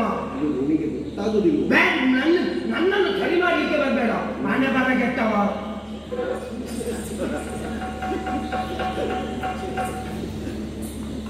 ಹಣೆ ಬರಕ್ಕೆ ಮಾತ್ರ ಕೈ ಹಾಕಿದ್ರೆ ನಾನು ನಿನ್ನ ಹಣೆ ಬರಕ್ಕೂ ಕೈ ಹಾಕಬೇಕಾಗ್ತದೆ. ನನ್ನ ಹಣೆ ಬರಹದ ಬಗ್ಗೆ ಮಾತಾಡಿದೆ. ಸಿಟ್ಟು ಮಾಡಿಕೊಳ್ಳಿಕ್ಕಿಲ್ಲ ಈ ಪ್ರಕರಣದಲ್ಲಿ. ಸ್ವಾಭಿಮಾನ ಇರುವ ಎತ್ತರಾಗುವುದು. ನಾನು ಅರ್ಥ ಇಲ್ಲದ ಅರ್ಥ ಮಾತಾಡುವುದಿಲ್ಲ. ನನ್ನ ಮಾತಿನಲ್ಲಿ ವಿಕಟವಾದ ಹಾಗಲ್ಲ ಅರ್ಜುನ. ನೀವು ಯಾರು? ನೀವು ಚಂದ್ರವಂಶದ ರಣ ಕುಡಿಗಳು. ಆಯ್ತು ಹೇಳು. ಹೌದಾ? ನೀವು ಎಲ್ಲಿ ಹುಟ್ಟಬೇಕಾದವರು? ಎಲ್ಲಿ? ಅರಮನೆಯಲ್ಲಿ ಹುಟ್ಟಬೇಕಾದವರು. ಅರಮನೆಯಲ್ಲಿ ಹುಟ್ಟಬೇಕಾದ್ರು. ಅರಮನೆಯಲ್ಲಿ ಹುಟ್ಟಿದ್ರಾ? ಇಲ್ಲ. ಕಾಡಿನಲ್ಲಿ ಹುಟ್ಟಿದ್ರು. ನಮ್ಮ ಅಪ್ಪಯ್ಯ ಅಮ್ಮ ಎಲ್ಲ ಕಾಡಿನಲ್ಲೇ ಇದ್ರು. ಹೌದಾ? ಆ ಕಾಲಕ್ಕೆ ನಮ್ಮನ್ನು ಪಡಿಬೇಕು ಅಂತ ಅವರಿಗೆ ಸಂಕಲ್ಪ ಬಂತು. ಹಾಗಾಗಿ ದೈವಾನುಗ್ರಹದಿಂದ ಅವರು ಪಡೆಯುವ ಹೊತ್ತಿನಲ್ಲಿ ನಮ್ಮ ತಂದೆಯವರು ಕಾಡಿನಲ್ಲಿದ್ರು. ಅರಮನೆಯಲ್ಲೇ ಹುಟ್ಟಬೇಕಾದ ಮಗು ಎಲ್ಲಿಯೋ ದೇಶಾಂತರದಲ್ಲಿ ತಿರುಗಾಟಕ್ಕೆ ಹೋದ ಹೊತ್ತಿನಲ್ಲಿ ಹುಟ್ಟಲಿಲ್ಲ ಎನ್ನುವುದರಿಂದ ಅರಮನೆಗೆ ಅದು ಬಾಹಿರ ಅಂತಾದ ಅರ್ಥ ಅಲ್ಲ. ಜನ್ಮ ಅಲ್ಲಿ ಆಯಿತು. ಹುಟ್ಟಿದ್ರಿ ಆಯ್ತು. ಎಲ್ಲಿ ಜನ್ಮಕ್ಕೆ ಬಂದ ಎನ್ನುವುದು ಜ್ಯೋತಿಷ್ಯಕ್ಕೆ ಮಾತ್ರ ಬೇಕಾಗುದು, ಬೇರೆ ಯಾವುದಕ್ಕೂ ಬೇಡ. ಸರಿ, ಈಗ ಅಲ್ಲಿ ಹುಟ್ಟಿದ್ರಿ. ಏನೋ ನಿಮ್ಮ ಅಜ್ಜಿ ಪುಣ್ಯದಿಂದ ಒಂದು ಸ್ವಲ್ಪ, ಅದು ಅಜ್ಜಿ ಪುಣ್ಯ. ಆಯ್ತು. ಅದು ಮಾಡಿದಾರಲ್ಲ ಪುಣ್ಯ. ಆ ಪುಣ್ಯದಿಂದ ಸ್ವಲ್ಪ ವರ್ಷ ಹತ್ತಿನಾವತಿಯ ಅರಮನೆಯಲ್ಲಿ ಇದ್ದಿದ್ದು. ಮತ್ತೇನ್ ಮಾಡುವ? ನಂಜಿನ ಬುರುಡೆಗಳು ಹೆಚ್ಚಾದ್ರೆ ಯಾರ್ಯಾರು ಸೈಸದೇ ಇರುವವರು ಇರ್ತಾರಲ್ಲ ಕೆಲವರು. ಪುನರಪ್ಪಿ ಕಾಡಿಗೆ ಹೋದ್ರೆ ಅವರ ಕಾಡಿಗೆ ಹೋದ್ರೆ ಈಗ ಎಲ್ಲಿರುವುದು? ಕಾಡಿನಲ್ಲೇ ಇರುವುದು. ಹೌದಾ? ಹಾಗಾದ್ರೆ ನೀನು ಆಲೋಚನೆ ಮಾಡು. ಒಬ್ಬ ಚಕ್ರವರ್ತಿಯ ಮಕ್ಕಳ ಹತ್ತಿನಾವತಿಯಲ್ಲಿ ಇರ್ಬೇಕಾದ ನೀವು ಕಾಡಿನಲ್ಲಿ ಇದ್ದೀರಿ ಅಂತಾದ್ರೆ ಹರಗುವರರಾದ ನಿಮ್ಮ ಹರಗುವರರಾದ ನಮ್ಮ ಹಣೆ ಬರಲಾದ ಮತ್ತೆ ಒಂದರ್ಥದಲ್ಲಿ ನೀನು ಹೇಳುವುದು ಸರಿ ಕಾಣುತ್ತದೆ ನನಗೆ. ಹಣೆ ಬರಹ ಸರಿ ಇಲ್ಲದೆ ಇದ್ದರೆ ಯಾವನಿಗೂ ಏನೂ ಆಗುವುದಿಲ್ಲ. ಏನು ಮಾಡ್ಲಿಕ್ಕೆ ಆಗುದಿಲ್ಲ. ಹಣೆ ಬರಹ ಒಂದು ಸರಿ ಇಟ್ಟಿದ್ರೆ ಪಾಂಡು ಚಕ್ರವರ್ತಿಗಳ ಮಕ್ಕಳಾದ ನಾವು ನಿನ್ನನ್ನು ನೋಡಿದ್ರೆ ಗೊತ್ತಾಗುದಿಲ್ಲ. ಹಣೆ ಬರಹ ಸರಿ ಇರ್ತಿದ್ರೆ ನಿನ್ನ ಹಣೆ ಬರಹ ಸರಿ ಇದ್ದದ್ದರಿಂದಲ್ವ ನನ್ನನ್ನು ಅದರ ಮೇಲೆ ಕೆಳಗೆ ಮಾಡುವುದು. ಈಗ ಇಲ್ಲದೆ ಇದ್ರೆ ಹಣೆ ಬರಹ ಸರಿ ಇಲ್ಲದೆ ಇರ್ತಿದ್ರೆ ನೀನೆಲ್ಲಿ ನಾನೆಲ್ಲಿ? ನನ್ನನ್ನು ಹಾಗಾದ್ರೆ ನನಗೆ ಯೋಗ್ಯತೆ ಅಲ್ವಾ? ಉಂಟು ಅಂತ ಹೇಳಿದ್ದು ಸರಿ ಉಂಟು ಬಿಡು. ಆಯ್ತು, ನಾಚಿಕೆಟ್ಟವರು ಅಂತಾಯ್ತು, ಹಣೆ ಬರಹ ಸರಿ ಇಲ್ಲದೆ ಇದ್ದವರು ಅಂತಾಯ್ತು.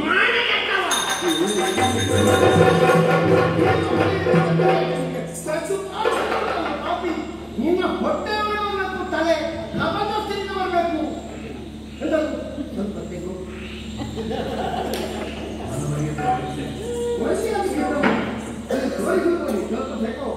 ಸಮಾಧಾನ ತೆಕ್ಕೋ ಅಂತ ನಿನ್ನ ಹಣೆ ಬರದಲ್ಲಿ ಇನ್ನು ನೀನು ಎಷ್ಟು ಪ್ರಯತ್ನಿಸಿದ್ರು ತಗೊಳ್ಳಿಕ್ಕಿಲ್ಲ. ನಾನು ಬೈಬಿಡೋಣ ನೀವು. ಅದೇ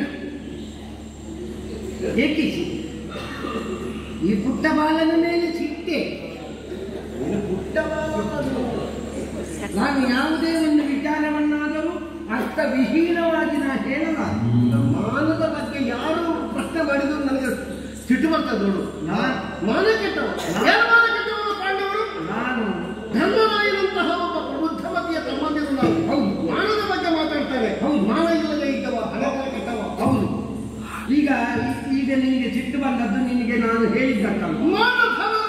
ನಾನೀಗ ಮಾನಕ್ಕಾಗಿ ಬದುಕುತ್ತಾ ಇದ್ದೇವೆ. ಅದಕ್ಕೆ ನಾವು ಇರುವಂತಹ ಯಾವತ್ತೂ ಗೌರವವನ್ನು ಮುಗಿತಾ ಇದ್ದೇವೆ. ನಾವು ಅಂತ ಹೇಳಿದ್ರೆ ವ್ಯಾಪ್ತಿಯನ್ನು ಮೀರಿ ನಾವು ಬದುಕಿದವರಿಲ್ಲ. ಮಾತಾಡಬೇಡ ನೀನು ಸುಮ್ಮನೆ. ನಾನು ಅರ್ಥಸಹಿತವಾಗಿ ಹೇಳ್ತೀನಿ. ಕೇಳು. ಹಿಂದೆ ನೀನು ನಮ್ಮದಾದ ದ್ವಾರಕ್ಕೆ ಗಡ್ಡ ಕಟ್ಟಿಕೊಂಡು ಬಂದಿದ್ವಿ. ಕಟ್ಟಿಕೊಂಡು ಬಂದದ್ದನ್ನು ತೆಗಿಲಿಲ್ಲ ಅಷ್ಟೇ ಬಂದಿದ್ಯಾ? ಸನ್ಯಾಸಿ ವೇಷದಿಂದ ಬಂದಿದ್ದೆ. ವೇಷ ಮಾಡಿದ್ದಲ್ವ? ಅಲ್ಲಿಗೆ ಬರುವಾಗ ನನ್ನ ಬಣ್ಣದ ಬಟ್ಟೆ ಎಲ್ಲ ಬಣ್ಣ ಬಿಟ್ಟಿತ್ತು. ಒಂದು ಸಾಧಾರಣ ಸನ್ಯಾಸಿಗೆ ಹಾಗೆ ತಿರುಗಾಟದಲ್ಲಿ ಇದ್ದವ. ಪರಿವ್ರಾಜಕನಾಗಿ ಸುತ್ತುತ್ತಾ ಇದ್ದೆ. ಈ ಮನೆ ಬಿಟ್ಟು ಹೊರಗೆಲ್ಲ ಸುತ್ತಿದ್ರೆ ಸಾಧಾರಣ ಸನ್ಯಾಸಿಗಳ ಹಾಗೆ ಕಾಣ್ತಾರೆ. ಹೌದಾ? ಆಯ್ತಾ? ಹಾಗೆ ಇದ್ದಿ ಸನ್ಯಾಸಿ ಆದದ್ದಲ್ಲ. ಆದ್ರೆ ನಿನ್ನ ಅದು ನಮ್ಮ ಭಾವ ಹೇಳಿದ್ದಾನೆ, ಇರು ನೀನು ಯತಿ ವೇಷದಿಂದ. ಅದು ಯತಿ ಆದ್ರೆ ವೇಷ ಇರ್ತದೆ. ಹೌದಾ? ನೀನು ಹೀಗೆ ಇರು ಅಂತ ಹೇಳಿದ್ರು. ಬಲಭದ್ರ ಸ್ವಾಮಿ ನಿನ್ನನ್ನು ಕರ್ಕೊಂಡೋಗಿ ಪೂಜೆ ಎಲ್ಲ ಮಾಡಿದ್ರು. ದೊಡ್ಡ ಪಲ್ಲಕ್ಕಿಯಲ್ಲಿ ಕುತ್ಕೊಳಿಸಿ. ಹೌದು. ಅಲ್ಲಿ ಆದ ನೀನು ಬಂದಿದ್ದಿ, ನನ್ನ ಕಾಲಿಡಿದ್ದಿ, ನಾನೇ ನಿನಗೆ ಮಂತ್ರಾಕ್ಷತೆ ಕೊಟ್ಟಿದ್ದೇನೆ. ಆಮೇಲೆ ನಡೆದ ವಿಷಯ ನಿನಗೆ ಗೊತ್ತುಂಟಾ? ಎಂತದ್ದು? ನನ್ನಲ್ಲಿ ಬಂದು ಕೃಷ್ಣ ಹೇಳಿದ, ದಾರುಕ ಈಗೇನು ಮಾಡುವುದು? ನಾನು ಹೇಳಿದೆ ಸುಭದ್ರಮ್ಮನನ್ನು ಅವರ ಸೇವೆಗೆ ಬಿಡಿ ಅಂತ. ಆಯ್ತಾ? ನಿನ್ನ ಸೇವೆಗೆ ಸುಭದ್ರಮ್ಮನನ್ನು ಬಿಟ್ಟು ಅಲ್ಲಿ ನಿಮ್ಮ ನೀನು ಹೇಳಿ ಬಂದದ್ದು. ಅಲ್ಲ, ನಾನು ಹೇಳಿಂತಲ್ಲ, ಆದ್ರೆ ಹೇಳಿದ್ದೇನೆ ಅಂತ. ಆಯ್ತಾ? ಅಲ್ಲಿ ನಿಮ್ಮ ಗೊತ್ತಿಲ್ಲದ ವಿಷಯ ನೀನೊಂದು ಏನಾದರೂ ಪಡ್ಕೊಳ್ಳಿ. ಆಯ್ತಾ? ಅಲ್ಲಿ ನಿಮ್ಮ ಒಳಗೆ ಇದಾಯ್ತು. ಎಂತದ್ದು ಇದಾಯ್ತು? ನೀನು ಎಂತದ್ದು ಹೇಳುದ? ನನ್ನ ಒಳಗೆ ಇದಾಯ್ತು ಎಂತದ್ದು? ಮನಸ್ಸು ಒಂದಾಯ್ತು. ಪ್ರೀತಿ ಪ್ರೇಮ ಅನುರಾಗಗಳು ಒಂದಾಯ್ತು. ನಮ್ಮದು ಯಾವತ್ತೋ ಒಂದಾದ ವಿಷಯ. ಅದು ಯಾವತ್ತೂ ನಿನ್ನೆದ್ದಲ್ಲ. ಗೊತ್ತಾಯ್ತಾ? ಅದು ಬಲಭದ್ರ ಸ್ವಾಮಿಗೆ ಗೊತ್ತಾಯ್ತು. ಗೊತ್ತಾಗಿ ಅವರಿಗೆ ಸಿಟ್ಟು ಬಂತು. ಬಿಡಲಾರೆ ಅಂತ ಕೊಲ್ತೇನೆ ನಿನ್ನನ್ನು ಸನ್ಯಾಸಿಯನ್ನು ಅಂತ ಹೇಳಿದ್ವಿ. ಅಷ್ಟೊತ್ತಿಗೆ ಕೃಷ್ಣ ನನ್ನಲ್ಲಿ ಹೇಳಿದ ಏನಂತ? ದಾರುಕೇಶ್ವರ ಈಗ ನಮ್ಮ ಒಂದು ಮರ್ಯಾದೆ ಹೋಗ್ತದೆ ಮಾರ ಈ ಪ್ರಕರಣದಲ್ಲಿ. ಯಾಕೆಂದ್ರೆ ಅವ ಕೂಡ ನನಗೆ ಬೇಕಾದ ನನ್ನ ಆತ್ಮೀಯ ಸಖ. ಹೋಗುವುದು ನನ್ನ ತಂಗಿ ಕೂಡ ಅವನನ್ನು ಪ್ರೀತಿ ಮಾಡಿದ್ದಾನೆ.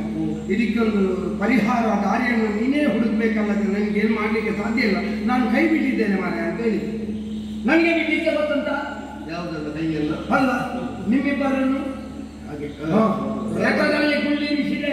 ನಿಮ್ಮಿಬ್ಬರನ್ನು ಊರಿನ ಹೊರವಲಯಕ್ಕೆ ಒಬ್ಬ ಸೈನಿಕರ ಒಂದು ಬಾಣ ನಿಮ್ಮ ಹತ್ತಿರ ಬರದ ರೀತಿಯಲ್ಲಿ ಹಾರಿಸಿಕೊಂಡು ಹೋಗಿ ಇಲ್ವಾ? ನಿನ್ನ ಕೆಲಸವೇ ಅದು.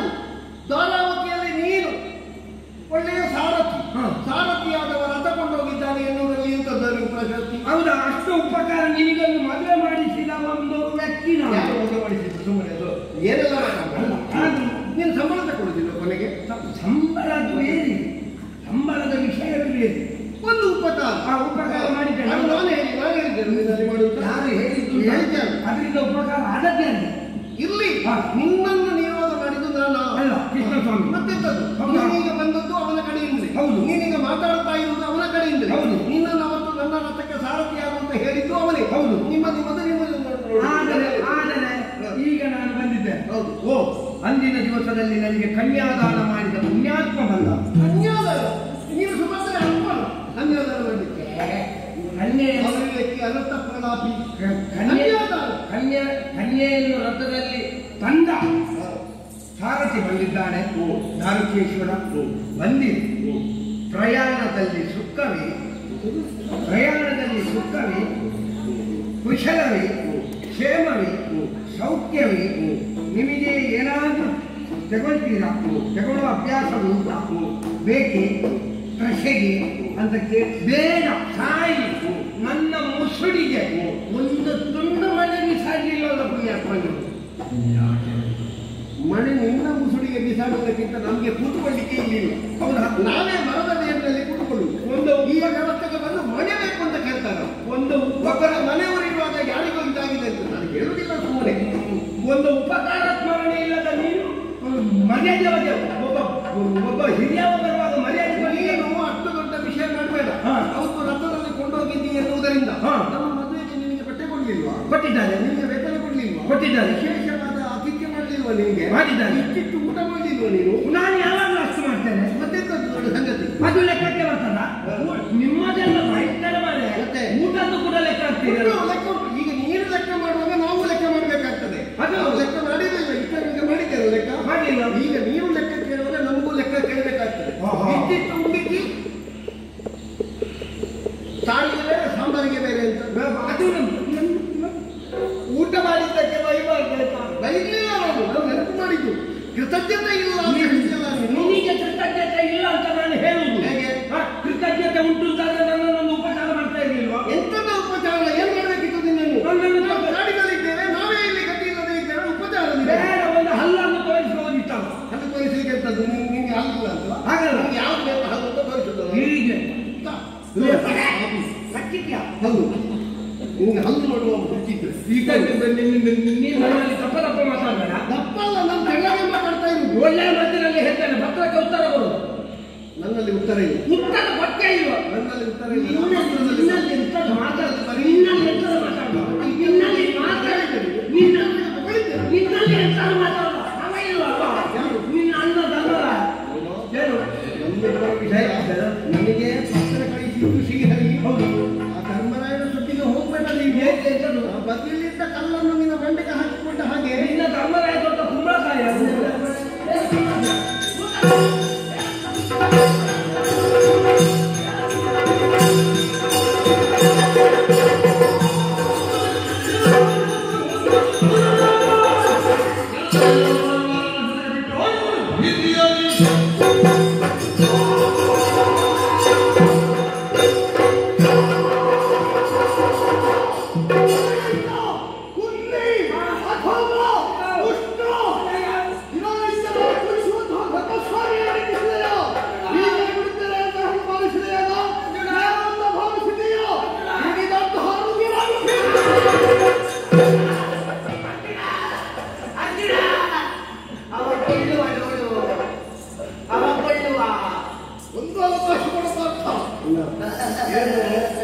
ಈಗ ನಿನ್ನ ಗದೆಯನ್ನು ಎತ್ತಿದ್ರೆ ಅವ ಕಳೆಬಿಡ್ತಾನೆ, ನನಗೆ ಹೊಡಿಬೇಕು ಅಂತ ಇಲ್ಲ. ಹಾಗೆ ಕಾಣುದು ಮಾತ್ರ. ಹೀಗೆ ದುಡಿಯಾಗಿ ಬೇಕಿದ್ದು ಸಾಯ್ತಾರೆ. ಎಷ್ಟೋ ಸಲ ಮಾವಿನ ಮರ ಕಡಿದ್ರು, ಆದ್ರೆ ಜೀವ ಒಂದು ಉಳಿಯಿತು. ಮತ್ತೆ ಎಷ್ಟೋ ಜನ ಹೇಳ್ತಾರೆ ಇವರಿಗೆ ಪುಣ್ಯತಿಥಿ ಯಾವಾಗ ಅಂತ ಹೇಳಿ. ಅಲ್ಲ, ಅವ ದೂತರಾಗಿ ಬಂದದ್ದು. ದೂತವದೆ ಎನ್ನುವುದು ನಿಷಿದ್ಧ. ಏನ್ ಮಾಡ್ತಾ ಇದ್ದ? ಏನೂ ಗೊತ್ತಿಲ್ಲದೆ ಇದ್ದ ಮಗು ಎರಡು ಚೂಪಟ್ಟವು.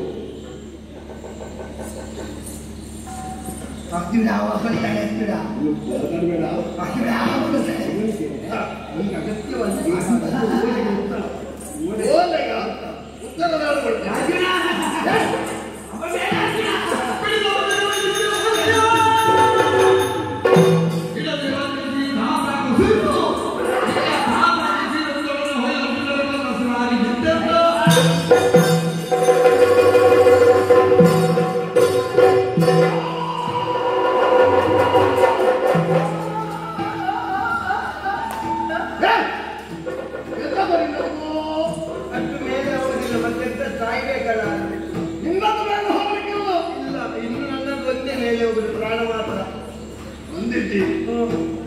ದೂತ ಎಂಬಂತಹ ಕಾರಣದಿಂದಾಗಿ ಕೊಲ್ಲದೆ ಉಳಿಸಿದ್ದೇನೆ. ಆಯ್ತಾ? ನಿನಗೊಂದು ಸನ್ಮಾನ ಮಾಡಬೇಕು.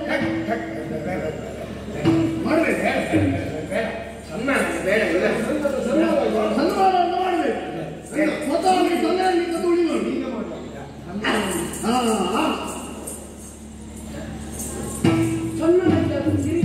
ಬೇರೆ ಕಿರೀಟ ಅಲ್ಲ, ಸಣ್ಣನ ಬೇಡ. ನನಗಿಂತ ಹಿರಿಯವರೆಲ್ಲ ಇದ್ದಾರೆ, ಅವರಿಗೆಲ್ಲ ಆಗಲಿ ಮಾಡಿದೆ. ಅಣ್ಣ, ಇದು ಈ ದೇಶದಲ್ಲ, ವಿದೇಶದಿಂದ ಧರಿಸಿದ್ದು. ವಿದೇಶ ಅಂದ್ರೆ ನಮ್ಮ ಬದಿ ದೇಶದಲ್ಲಿ ಇದು ಬಿಟ್ಟರೆ ಬೇರೆ ಸಿಕ್ಕಲಿಲ್ಲ. ಸರಿ, ಸಿಕ್ಕಿದ್ದನ್ನಾದ್ರೂ ತಂದು ಕೊಟ್ಟಿದ್ದೀಯಲ್ಲ, ಸಂತೋಷ ಆಯಿತು. ಇದು ವಿದೇಶದ ಗೋಧಿ ಹಾರುವಾಗ ಗೊತ್ತಾಯ್ತು. ಇದಕ್ಕೊಂದು ದೊಡ್ಡ ಮರ್ಯಾದೆ.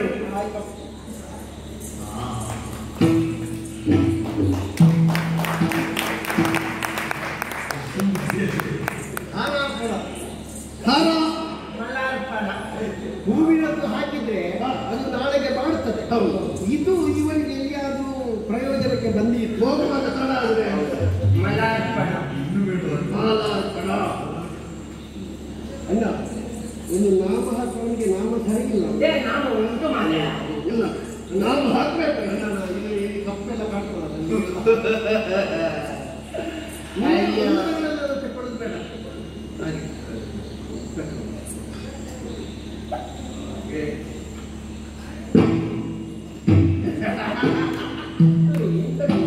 ಏನಿಲ್ಲ ಸನ್ಮಾನ ಸ್ವಲ್ಪ ಉರಿತಾ ಉಂಟು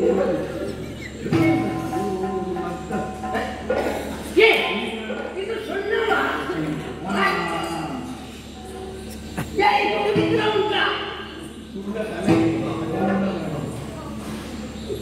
ಇದರಲ್ಲಿ ಇಲ್ಲ ಅಲ್ಲ ಇಲ್ಲ ಇನ್ನು ಇಲ್ಲಿಗೆ ಎಂತ ಸನ್ಮಾನ ನಿಮ್ಮ ಜೀವನದಲ್ಲಿ ಆಗಲಿಕ್ಕಿಲ್ಲ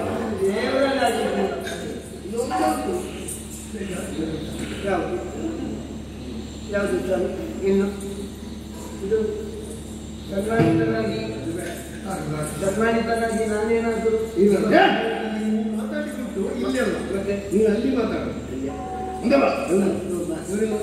ಒಳ್ಳೆ ಮಾತು ನಿನ್ನ ದೇವ ಯಾರು ಕೃಷ್ಣ ಪರಮಾತ್ಮ ಕೃಷ್ಣನಲ್ಲ ಕೃಷ್ಣ ಹೌದು ಅಲ್ಲ ಹೌದು ಕೃಷ್ಣನಲ್ಲ ಕೃಷ್ಣ ಹೌದು ಮಾನ್ಯ ಕೃಷ್ಣ ಹೌದು ಅರೆ ಕೃಷ್ಣನಲ್ಲ ಅವನ ಅಣ್ಣ ಬಲರಾಮನಲ್ಲ ಬಲರಾಮ ಹೌದು ಮಾನ್ಯ ಅವನ ಅಣ್ಣ ಬಲರಾಮನಲ್ಲ ಅದರಲ್ಲಿ ಒಂದು ಪಾಠಾಂತರ ಈ ಬಲರಾಮ ಅಂತ ಹೇಳಿದ್ರೆ ಬಲವುಳ್ಳ ರಾಮ ಅಂತಲೇ ಈ ರಾಮನ ತಲೆಯಲ್ಲಿ ಒಬ್ಬ ತೂಕದ ರಾಮ ಅಂತ ಉಂಟು ನಿನ್ನ ತೂಕರಾಮ ಇದ್ದಾನೆ ಅವನಲ್ಲ ತುಕರಾಮ ಅಲ್ಲ ಅವರಿರುವರ ತಂದೆ ಅವರಿರುವರ ತಂದೆ ವಸುದೇವನಲ್ಲ ಅದು ನನಗೂ ಗೊತ್ತುಂಟು ಮಾರೆ ಅವರಿಬ್ಬರು ಅಪ್ಪ ವಸುದೇವ ಇಬ್ಬರಿಗೆ ಜನ್ಮ ಕೊಟ್ಟವ ವಸುದೇವ ಅಲ್ಲ ಅಂತಂದ್ರೆ ಮತ್ತೆ ಅರ್ಥ ಅಲ್ಲ ಮತ್ತೆ ಅವ ಹೇಳುವ ಕೊನೆಯ ವಾಕ್ಯವನ್ನು ಕೇಳು ಅವನಲ್ಲ ಅವನಣ್ಣನಾದ ಬಲರಾಮನಲ್ಲ ಬಲರಾಮ ಕೃಷ್ಣನ ಅಪ್ಪನಾದ ವಸುದೇವನಲ್ಲ ಪ್ರತ್ಯಕ್ಷ ಸಂಭವೇಂದ್ರಗಳಿಂದ ಬಂದರು ಕೂಡ ಬಂದರು ನಮ್ಮ ವಿರುದ್ಧವಾಗಿ ನಡೆದೆ ಎಂದಾದರೆ ಯಾರಿಗೂ ಕೂಡ ಉಳಿಗಾಲವಿಲ್ಲ ಭಯವನ್ನು ಬಿಟ್ಟು ಕೊಡುವ ಕಾಲ ಇಲ್ಲ ಪ್ರಶ್ನೆಯೇ ಇಲ್ಲ ಕೃಷ್ಣ ಕೇಳುವುದು ಬಿಡು ಬಲರಾಮ ಕೇಳುವುದು ಬಿಡು ವಸುದೇವ ಕೇಳುವುದು ಬಿಡು ಮೂರು ಕಣ್ಣಿನ ಪರಶಿವ ಬಂದನಾದರೂ ನಾವು ಪ್ರಶ್ನೆ ಇಲ್ಲ ಭಯವನ್ನು ಬಿಟ್ಟು ಕೊಡುವ ಮಾತೇ ಇಲ್ಲ ಇದನ್ನೇ ಹೋಗಿ ಹೇಳಬೇಕು ಇಷ್ಟ ಅಲ್ವಾ ಇಷ್ಟನ್ನು ಹೇಳಿದ್ರೆ ಪತ್ರಕ್ಕೆ ಉತ್ತರ ಇಷ್ಟ ಅಲ್ವಾ ಪತ್ರಕ್ಕೆ ಒಂದು ಮುದ್ರೆ ಬೇಡ ಪತ್ರಕ್ಕೊಂದು ಮುದ್ರೆ ಬೇಡವಾ ಇಷ್ಟೆಲ್ಲ ಆದ್ಮೇಲೆ ಮುದ್ರೆ ಬೇಕು ಈ ಮುದ್ರೆ ತೆಗೆಯುವುದು ಹೇಗೆ ಅಂತ ತಲೆ ಬಿಸಿ ಕಾರಣ ಉಂಟು ಎಲ್ಲ ಹೊರಲಿಕ್ಕೆ ತುಂಬಾ ಹೊತ್ತು ಎಲ್ಲರೂ ಹೊರಗುವವರೆಗೆ ನಾನಿಲ್ಲಿ ಅಂತ ಕೆಲಸಕ್ಕೆ ಮುದ್ರೆ ಹಾಕುವಂತ ಅಗತ್ಯ ಉಂಟು ಯಾಕೆ ಗೊತ್ತುಂಟಾ ಇಲ್ಲಾಂದ್ರೆ ನಾವೇ ಕಳಿಸಿದ್ದು ಅಂತ ಅವನಿಗೆ ಗೊತ್ತಾಗಬೇಕಲ್ವ ಇದನ್ನು ನೋಡುವಾಗ ಗೊತ್ತಾಗದೆ ಗೊತ್ತಾಗುತ್ತದೆ ಎಡದ ಕಾರಣ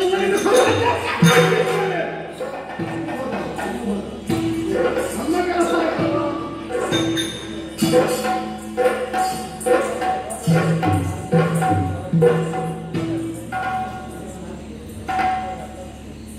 ನನ್ನ ಸನ್ಮಾನ ಕಾರ್ಯಕ್ರಮದಲ್ಲಿ ಬಹಳಷ್ಟು ಆನಂದವನ್ನು ಪಡೆದುಕೊಂಡಿರ್ತಕ್ಕಂಥ ನಿಮಗೆಲ್ಲ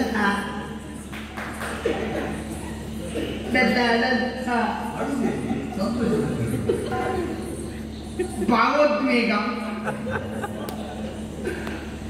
ಇದು ನಾನು ದುಃಖದಿಂದ ಅನ್ನುವುದಲ್ಲ ಆನಂದ ಭಾಷ ಧನ್ಯವಾದ